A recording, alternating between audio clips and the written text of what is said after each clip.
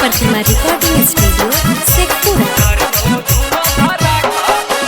पापा से पैसा मांग के चोरी किनबो बम पराका गे। पापा से पैसा मांग के चोरी किनबो बम पराका गे। हा हा हा हा छठी घाटी पे जाई के चोरी फोड़ गई खूबे पराका गे। छठी घाटी पे जाई के चोरी करबो धुआं धराका गे। भीड़ तमाम जुटल है पूजा करो है सबे इलाका गे। भीड़ तमाम जुटल है पूजा करो है सबे इलाका गे।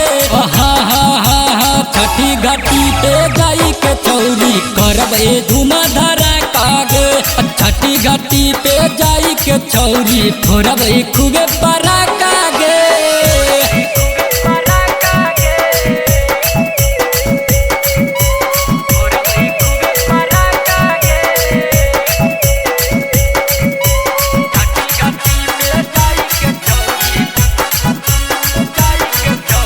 मिक्स बाय शैलेंद्र बाबू।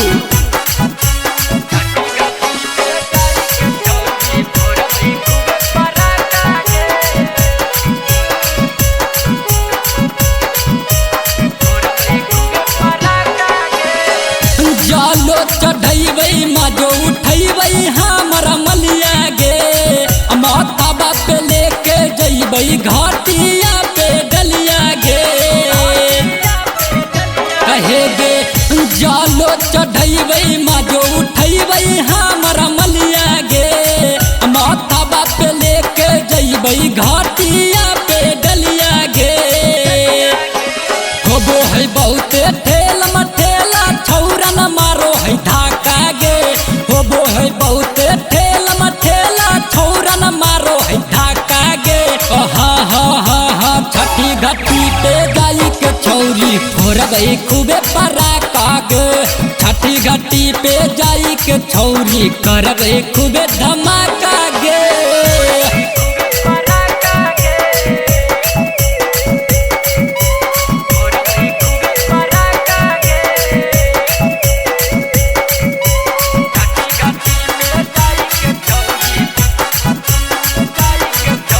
मिक्स बाय शैलेंद्र बाबू।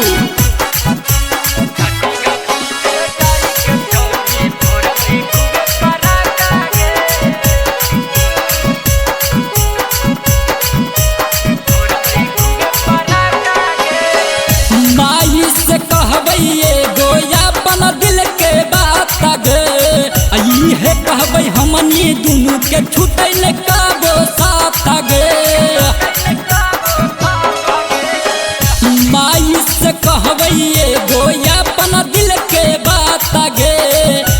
है कहबै हमनी दुनू के छूटै ले काबो साथ गे। हीरो हीरो फिल्म के जैसे लगो हो छौरी साका गे। सोनू सचिन मा गप्पू चप्पू बोलो हो बात पाका गे।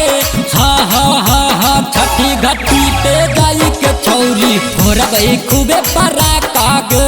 छठी घाटी पे जाई के चोरी करबै खूबे धमाका गे। समझ नीन गे।